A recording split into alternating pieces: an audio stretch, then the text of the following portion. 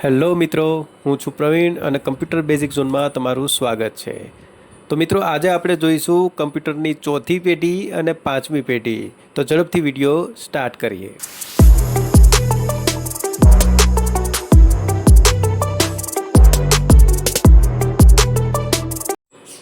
તો મિત્રો, ચોથી પેઢીની વાત કરીએ તો કમ્પ્યુટરની ચોથી પેઢી એટલે કે ફોર્થ જનરેશન ઓફ કમ્પ્યુટરનો સમયગાળો હતો ઈસવીસન 1971થી લઈ અને ઈસવીસન 1980 સુધીનો સમયગાળો એ કમ્પ્યુટરની ચોથી પેઢીનો સમયગાળો માનવામાં આવે છે. અને આ સમયગાળા દરમિયાન જે કમ્પ્યુટરો હતા એ કમ્પ્યુટરમાં VLSI એટલે કે વેરી લાર્જ સ્કેલ ઇન્ટિગ્રેશન એટલે કે માઇક્રો પ્રોસેસરનો ઉપયોગ થતો હતો. કમ્પ્યુટર વિશે માહિતી મેળવીએ તો આ ચોથી પેઢીના કમ્પ્યુટરમાં સ્વિચિંગ ડિવાઇસ તરીકે લાર્જ સ્કેલ ઇન્ટિગ્રેશન એટલે કે લાર્જ સ્કેલ ઇન્ટિગ્રેટેડ સર્કિટનો ઉપયોગ થતો હતો. સ્ટોરેજ ડિવાઇસ તરીકે સેમિકન્ડક્ટર મેમરી, બરાબર, અને ઝડપ જે છે એ 10 પાઇકોસેકન્ડ એટલે કે આ પેઢીના કમ્પ્યુટરો છે એમની ઝડપ હતી 10 પાઇકોસેકન્ડ. ઓપરેટિંગ સિસ્ટમની વાત કરીએ તો GUI ઓપરેટિંગ સિસ્ટમ એટલે કે ગ્રાફિકલ યુઝર ઇન્ટરફેસ કે જે અત્યારની પેઢીના કમ્પ્યુટરમાં આપણે જોઈ શકીએ છીએ.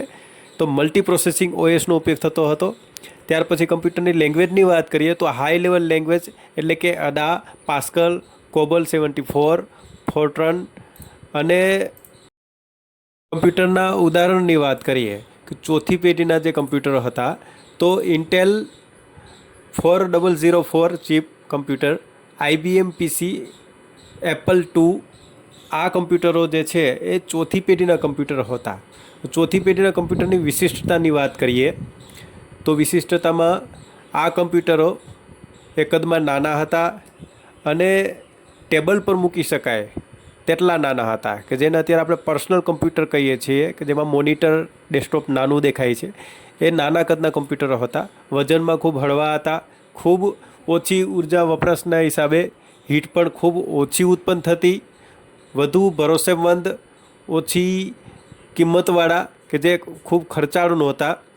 અને આની અંદર ગ્રાફિકલ યુઝર ઇન્ટરફેસ હતું કે જેની અંદર આપણે અત્યારે મોનિટર ડિસ્પ્લે જોઈ શકીએ છીએ કે જેમાં કમાન્ડથી કામ નહીં પણ આપણે ગ્રાફિકલ ઇન્ટરફેસથી વર્ક કરી શકતા હતા. વ્યક્તિગત વપરાશ એટલે કે પર્સનલ કમ્પ્યુટર તરીકે આનો ઉપયોગ થતો. સેમિકન્ડક્ટર મેમરી વપરાતી અને આ કમ્પ્યુટરના ઇનપુટ અને આઉટપુટના કાર્યો ખૂબ ઝડપી એટલે કે વધુ સારા હતા. ત્યારબાદ આપણે કમ્પ્યુટરની પાંચમી પેઢીની વાત કરીએ તો કમ્પ્યુટરની પાંચમી પેઢી એટલે કે અત્યારે હાલની પેઢી તો આ જનરેશન ઈસવીસન 1980થી લઈ અને અત્યારે કરંટ હાલના સમયગાળા સુધીનું જે કંઈ કમ્પ્યુટરો છે એ બધા કમ્પ્યુટરો પાંચમી પેઢીના કમ્પ્યુટરો છે. અને જેમાં AIનો ઉપયોગ થાય છે એટલે કે રોબોટિક્સનો, કૃત્રિમ દિમાગનો ઉપયોગ થાય છે. અને તેમની અંદર ULSI એટલે કે અલ્ટ્રા લાર્જ સ્કેલ ઇન્ટિગ્રેશનનો ઉપયોગ થાય છે કે જેને આપણે AI કહીએ છીએ, આર્ટિફિશિયલ ઇન્ટેલિજન્સ. મિત્રો, આ પાંચમી પેઢીના કમ્પ્યુટરની વાત કરીએ તો AI ટેકનોલોજી બેઝ કમ્પ્યુટરો એટલે કે સોફિયા જેવા રોબોટિક્સ કમ્પ્યુટરો જે હાલની પેઢીના કમ્પ્યુટરો છે કે જેની અંદર રોબોટિક્સ વર્ક થાય છે એટલે કે કૃત્રિમ બુદ્ધિથી એ વર્ક કરે છે.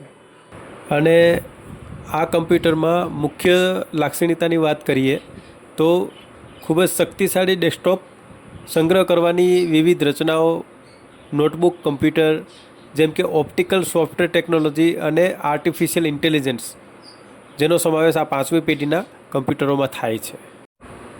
તો આ હતી પ્રથમ પેઢીથી લઈ અને પાંચમી પેઢી સુધીના કમ્પ્યુટરની સંપૂર્ણ માહિતી કે જેમાં કયા કયા સ્તરે કેટલો તફાવત થયો છે, કઈ કઈ સાલમાં એમનો ઉદ્ભવ થયો છે અને એમની વિશિષ્ટતાઓ શું હતી.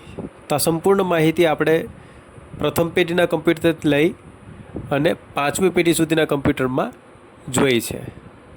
જો તમે આગળના પ્રથમ પેઢી, બીજી પેઢી, ત્રીજી પેઢીના કમ્પ્યુટર વિશે માહિતી મેળવવા માગતા હો તો વિડીયોના એન્ડમાં આપેલા કોઈપણ લિંક પર ક્લિક કરી તમે અમારા આગળના જે વિડીયોઝ છે એ જોઈ શકો છો. આવા જ વિડીયો જોવા માટે અમારી ચેનલ કમ્પ્યુટર બેઝિક્સ ઝોનને સબસ્ક્રાઈબ કરો અને ફોલો કરો, જેથી અવનવા વિડીયોઝ તમને મળતા રહે.